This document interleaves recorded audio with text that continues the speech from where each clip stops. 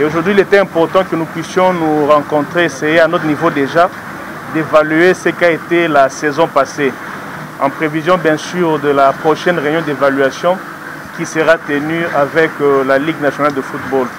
Et à notre niveau, nous nous sommes réunis pour voir comment évaluer la saison passée, relever les failles et proposer aussi des nouvelles mesures pour améliorer la prochaine saison que nous voulons saine et régulière.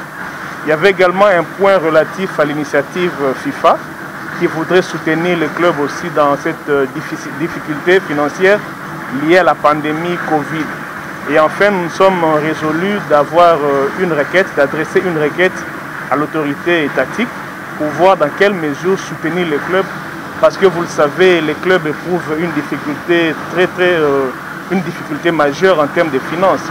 Nous n'avons pas de sponsors, nous n'émargeons pas du budget de l'État et difficilement nous arrivons à clôturer le championnat.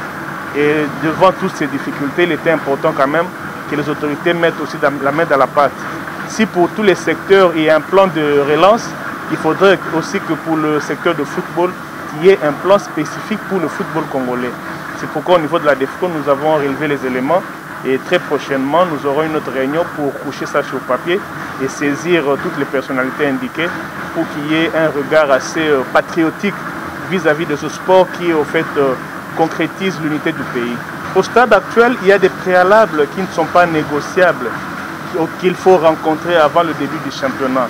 Il y a des préalables financiers, il y a aussi des préalables techniques. Sur le plan politique, par exemple, il faudrait qu'à un moment donné que nous cessions, que l'état d'urgence prenne fin, que la régularité des circulations revienne dans le pays et qu'il y ait aussi un minimum de délai reconnu au club. Nous parlons de 5 semaines pour qu'ils se mettent à l'état pour reprendre le championnat. Sur le plan financier, il faudrait qu'il y ait aussi un geste du gouvernement.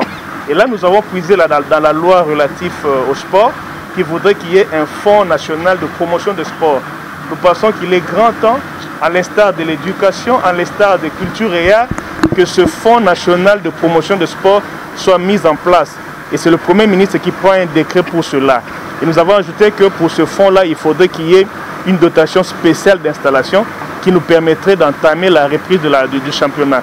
Donc il y a des préalables qui sont évidents et pour lesquels il faut absolument les rencontrer avant d'imaginer une quelconque reprise du championnat.